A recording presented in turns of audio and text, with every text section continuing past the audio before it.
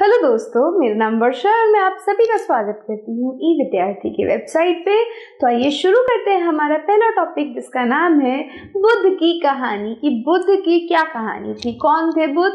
तो बुद्ध हमारे बौद्ध धर्म के पहले गुरु थे। बौद्ध धर्म के को जन्म देने वाले यही थे हमारे बुद्धा।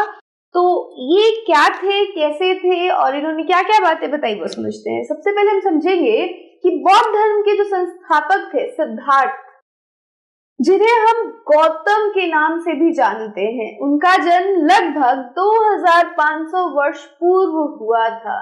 तो कितने साल पहले उनका जन्म हुआ? 2500 वर्ष पूर्व।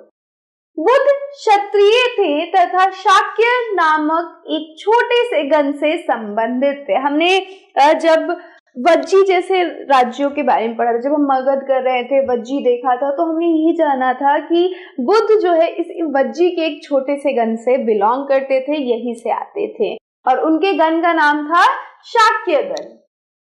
ठीक है, शाक्य गण से आते थे और ये क्षत्रिय थे, जन्म से ये क्षत्रिय थे, यानी वो वाली ग्रुप ऑफ पीपल, वो वाला समूह जो कि क्या कर रहा है, लड़ाइयां लड़ रहा है, जो राजा है, जो लोगों की रक्षा कर रहा है।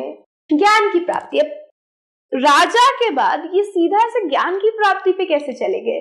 तो जब उन्होंने, हमारे बुद्ध जब छोटे थे, हमारी तरह थे, तो उन्होंने बहुत सारी चीजें देखी, बहुत सारी समाज में बुराइयां देखी और ये देखा कि हर चीज के लिए हर किसी को क्या करना पड़ रहा था, लड़ना पड़ रहा था। और ऐसा भी था कि जो पंडित थे उनसे यज्ञ करवाया जा रहा था, बड़े बड़े अनुष्ठान हो रहे थे, और जो नहीं करवा पा रहे थे वो जिंदगी उनकी कैसी थी? हाँ, बिल्कुल गरीबों वाली जिंदगी जी रहे थे। तो यही आम जनता की परेशानियों को देख के बुद्ध ने क्या कहा? बुद्ध ने जीवन की खोज सोची कि भाई आखिर जीवन में है क्या ऐसा जिसको सब ये जीवन, जिसमें सबको बहुत मजा आता है, आनंद आता है, और जिसको नहीं भी आता है वो भी ये जिंदगी जी रहा है। क्यों इस जिंदगी के अंदर इतनी पीड़ा है? इस पीड़ा को कैसे खत्म कर सकते हैं? तो ये सारे कुछ प्रश्न आए उनके मन में और इसी वजह से उन्होंने क्या किया? उन्होंने अपने गृह का त्याग दिया, अपने घर को छोड़ दिया और चल पड़े सच्चाई, सत्य की खोज में।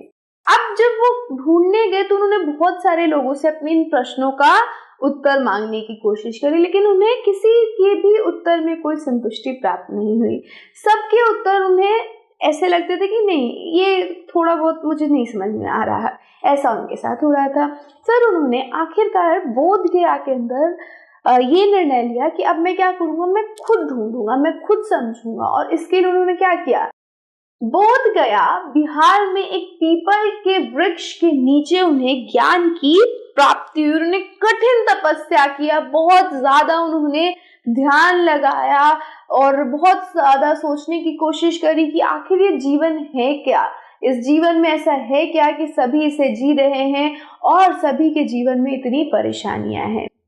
और जब उन्हें ये सारी चीजें पता चल गई तो बुद्ध ने प्रथम उपदेश वाराणसी के निकट सारनाथ में दिया। तो यही वो जगह है जहाँ पे पहली बार हमारे बुद्ध ने उपदेश दिया और ये वाराणसी के निकट है। तभी अंगा की माँ उसके टीचर को कह रही थी, अध्यापिका को कह रही थी कि इसको जरूर सारनाथ लेके जाइएगा, क्योंकि वाराणसी वो जा ही रहे थे, पास ही में अगर सारनाथ है तो सारनाथ भी घूम आए।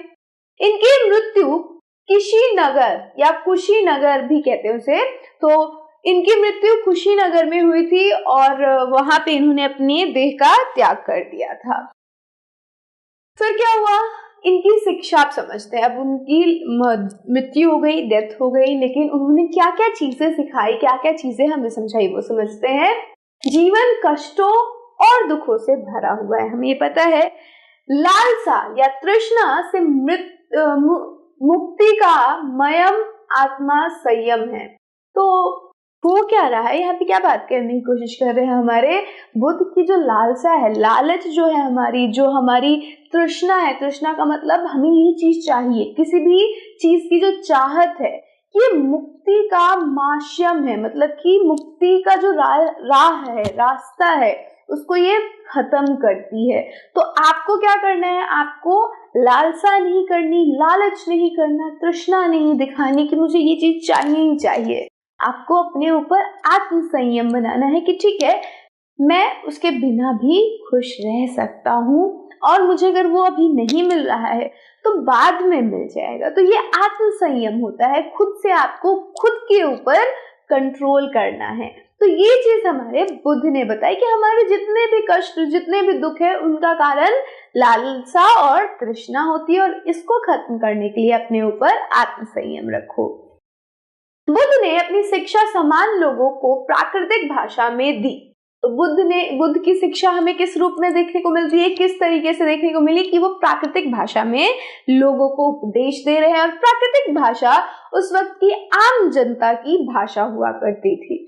तो लोग ज्यादा से ज्यादा इनके सीखों को, इनके उपदेशों को समझे, इसके लिए ये क्या करते थे, उन्हीं की भाषा में उन्हें उपदेश दिया करते थे। बुद्ध ने कहा कि लोग किसी शिक्षा को केवल इसलिए नहीं स्वीकार करें कि उनका उपदेश है, बल्कि वे उसे अपने विवेक से मापे। अभी इन्होंने बहुत बड़ी बात कही और जिसकी वजह से बहुत सारे लोगों ने इनको फॉलो करना, इनका अनुयायी बनना शुरू कर दिया। इन्होंने क्या कहा कि मेरी बातों को मत मानो, क्योंकि मैं सिर्फ उपदेश दे रहा हूँ, इसका मतलब ये नहीं कि तुम्हें मानना जरूरी है। तुम खुद से उन बातों पे अमल करो, तुम खुद से उन बातों को सोचो और अपने विवेक से, अपनी बुद्धि से पता करो कि ये बातें सही है या नहीं है। तो उन्होंने जो भी शिक्षाएं दी, चाहे वो लालसा और तृष्णा की शिक्षा थी कि ये तुम्हारी कष्टों का कारण है और इसके ऊपर आत्म संयम रखो, या फिर जिंदगी को सरलता से जीने की बात कही। उन्होंने कहा खुद से इनको ट्राई करो और खुद समझो कि ये सच में सही है या फिर नहीं है। एक और इन्होंने बहुत ही इम्पोर्टेंट, बहुत ही महत्वपूर्ण उपदेश दिया था कि जो भी आप काम करते हो, जो भी आपके एक्शंस है, उसका रिजल्ट आपको हमेशा मिलता है, आपको अपने कर्मों का फल हमेशा मिलता है। तो अपने कर्म सही से करो और सही से अपने कर्मों का चुनाव करो। तो ये कुछ उनके शिक्षाएं थी और ये थी हमारे बुद्ध की कहानी कि किस प्रकार उन्होंने वर्ल्ड की, दुनिया की पेन को देखा, कष्टों को देखा और इस जीवन के रहस्य को जानने के लिए निकल पड़े। कहाँ पे निकले? यस, निकल पड़े तपस्या पे और अंत में उन्हें एनलाइटमेंट यानी निर्वाण प्राप्ति हुई, ज्ञान की प्राप्ति हुई।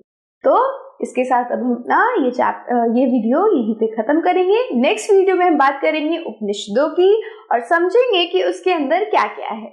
So I will see you in the next video. Till then, stay safe and keep learning with us. Bye.